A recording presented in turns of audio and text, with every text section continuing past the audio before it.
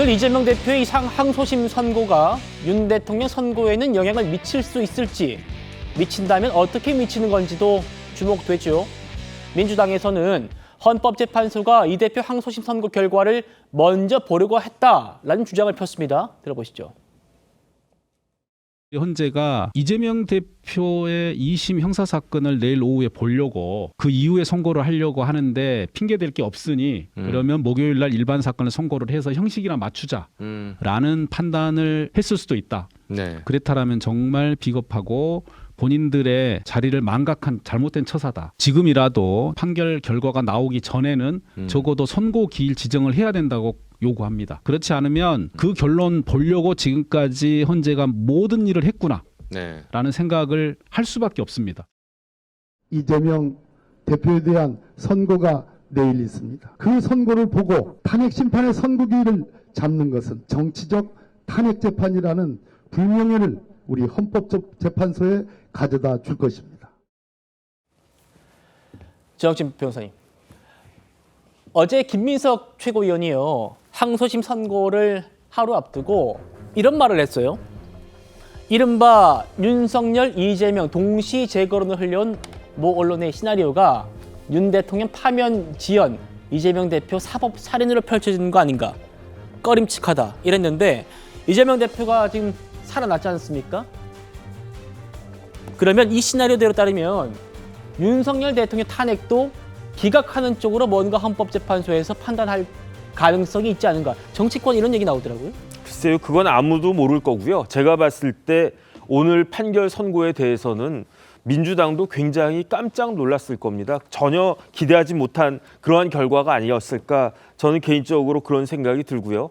그다음에 지금 마치 윤석열 대통령 탄핵을 이재명 대표 선고를 먼저 보고 그리고 난 다음에 윤석열 대통령 그 탄핵 선고를 보려고 했던 것처럼 이야기하지만 정반대였을 거예요. 왜냐하면 제가 생각하기에는 이재명 대표는 윤석열 대표의 탄핵 인용을 먼저 한 다음에 그 동력으로 서울고등법원 그 재판부를 압박할 그런 생각이 있지 않았을까. 그다음에 윤 대통령 탄핵 선고가 만약에 인용으로 나오면 그러면 그때부터는 대선 레이스 아니겠습니까? 그러니까 아무리 생각해도 윤 대통령 선고가 빨리 나오는 것이 훨씬 더 유리했었을 텐데 그럼에도 불구하고 자꾸 지연되니까 그러니까 초조한 그런 모습을 보이지 않았습니까? 그런데 굉장히 뜻밖의 거의 우리나라 국민들 중에 90% 이상은 1심하고 똑같을 것이다라고 생각하지 않았겠습니까?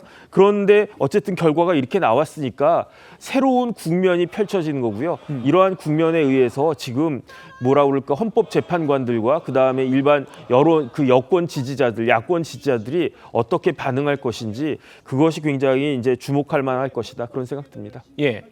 헌재가 수요일인 지금 이 시각까지 선고기일을 잡지 않는 걸 보면은 대통령 선고는 아마 이번 주 금요일도 힘들고 4월로 미뤄지는 것이 확실시 됩니다.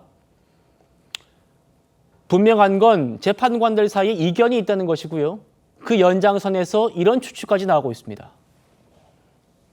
문영배 소장이 본인 임기 동안 결론이 원하는 방향으로 나오지 않을 것 같으면 그냥 놓고 나갈 수도 있다. 뭐 이런 얘기하는 분도 있던데. 지금 그런 말들이 돌고는 있어요. 저도 조금 불안감은 좀 듭니다. 그런데 지금 상황에서 심리나 이제 다 끝난 지가 오래됐고 또 이제 이것을 두고 국론 분열 혼란상이 지속되고 있기 때문에 지금 상황에서 빨리 선고를 하는 것이 맞다. 자, 이현종 의원님. 네. 문영배, 이미선 두 재판관이 4월 18일에 퇴임을 합니다. 이건 날짜가 픽스되어 있는 거고요. 그때까지 문 대행이 만약에 인용에 필요한 6명을 채우지 못했다란다면 선고를 안 하고 나갈 수 있다. 좀 이런 전망이에요. 어떻게 보십니까? 그러니까 저도 처음에는 저게 황당한 시나리오다라고 생각했었는데 네. 이게 이제 오늘까지 지금 선고 날짜가 안 잡히고 4월로 넘어가는 분위기거든요. 저는 4월로 넘어가면 이 시나리오도 이거는 뭐 전혀 근거 없는 이야기는 아닐 것이다라는 생각이 들어요. 왜냐하면 이제 문영배, 이미선 이 두 재판관 같은 경우는 뭐 4월 18일 날 이제 퇴임을 하는데 문제는 이 두 분들이 다 진보 진영이지 않습니까? 지금 뭐 문재인 전 대통령의 추천을 받아서 된 분들인데 문제는 이 문영배 지금 소장 같은 경우에 대행 같은 경우에 본인의 입으로 윤 대통령의 사건을 기각시킨다? 그럴 경우에 굉장한 아마 부담감을 느끼고 있는 게 아닌가 하는 지적들이 있어요. 자, 그러다 보니까 결국은 원래 판사들이 그런 견해는 좀 있다고 그래요. 뭔가 아주 애매하고 어려운 판결 같은 경우는 그냥 후임자 올 때까지 그냥 넘겨버리는 이런 식의 회피 전략. 왜냐하면 우리가 그 이 사건을 이재명 대표 사건에서 꽤 봤지 않습니까? 네. 2년 계속 끌다가 인사했으면서 그냥 가버리는. 그러니까 그것이 결론 내렸을 경우에 나타날 수 있는 후폭풍이 너무 크다 보니까 판사들 입장에서도 굉장한 정책 이 부담을 많이 느끼거든요. 그러면 끕니다. 계속 끌다가 결국 후임자가 되면 넘겨주고 가버리거든요. 그 우리 수차게 봐왔잖아요. 그러니까 저 문영배 대행도 비슷한 지금 상황으로 가고 있는 게 아닌가.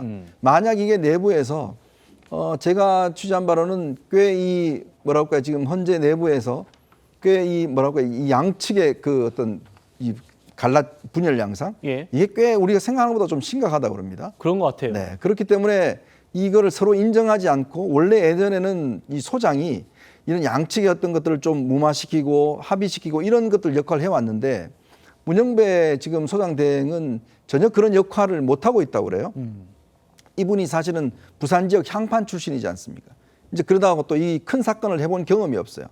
이제 그러다 보니까 굉장히 어떤 전체의 어떤 걸 아우를 수 있는 그런 리더십이 없다 보니까 지금 사실은 반대쪽에서는 계속 이거에 대해서 이제 반대 의견을 지금 내고 있는 상황인 것 같고 예. 저는 그래서 4월로 넘어가면 제가 말씀드렸던 그 판사들의 어떤 일반적 성향, 즉 어려운 판결은 내리지 않고 떠난다라는 게 혹시나 적용될 가능성.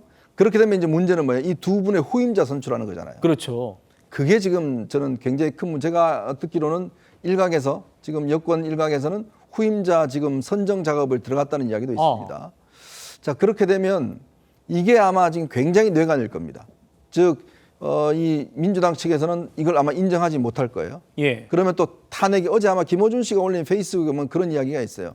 만약 지금 한덕수 대행이 후임자를 임명하려고 그러면 총 탄핵으로 맞서야 된다. 그런 이 글을 갖다 퍼왔더라고요. 그러면서 아예 이 내각 자체를 그냥 무산시켜야 된다. 이런 이야기가 있는 정도로 지금 아마 이 문제가 그래서 이게 지금 황당한 이야기긴 하지만 현실화될 가능성도 이제 점점 커지는 게 아닌가 하는 생각이 듭니다. 예. 자, 우리가 이제 탄핵 국면이 시작될 때쯤에는 정말 늦어도 4월 18일 전에 나올 것이다. 왜냐하면 문영배, 이미선 두 사람이 퇴임하기 때문에 그랬는데 이게 현실화할 수도 있을 것 같습니다. 조기현 위원장님. 그렇죠. 문영배, 이미선 두 분이 진보 성향으로 평가받기 때문에 4월 18일 이후로 넘어간다는 건 민주당으로서는 받아들이기 쉽지 않을 것 같고 그러면 이현종의 말씀처럼 두 사람이 대통령 몫이지 않습니까? 그러면 한덕수 권한대행이 다음 헌법재판관 2명을 임명할 수 있단 말입니다. 이 상황은 어떻게 바라보겠습니까, 민주당? 그 탄핵 사건 변론 종결 이후에 그런 얘기를 했죠. 4월 18일이 문영배, 이미선 재판관의 퇴임일이기 때문에 그때까지 그 안에 그랬었어요. 선고가 이루어질 것이다라고 했지 설마 4월 18일을 넘길지 여부에 대해서 고민하게 될지를 생각해 본 사람은 아무도 없을 겁니다. 네.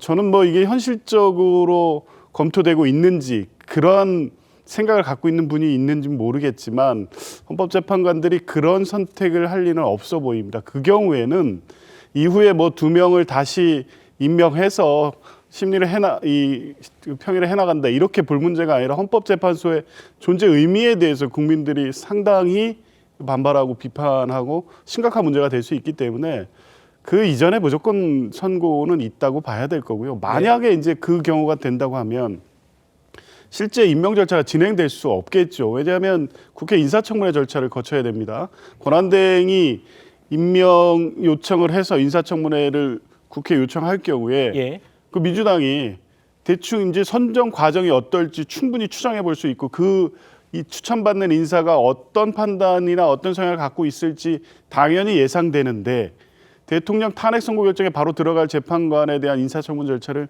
순순히 할 수 있겠습니까? 그러면 그런 상황까지도 아마 혹시나 그런 시나리오 갖고 있다면 네. 그런 상황까지 예정하겠죠. 그러면 결국 6인 체제로 계속 갈 수밖에 없고 그러면 선고 못합니다. 못하는 거죠. 네. 그렇기 때문에 이런 상황을 다 고려해 보면 18일 이전의 선고는 당연히 날 것이고 이견이 어떤 이견인지 모르겠습니다. 각하 기각 의견이 실제 인용 의견을 채우지 못하는 정도의 이견인지 세부적으로 마지막 정리 단계에서 쟁점 정리 정도의 이견인지는 모르겠지만 지금까지 늦어지고 있다면 좀 심각한 이견이 있어 보이긴 하더라도 4월 18일 이전에 결론은 분명히 날 것이다 이렇게 예. 봅니다.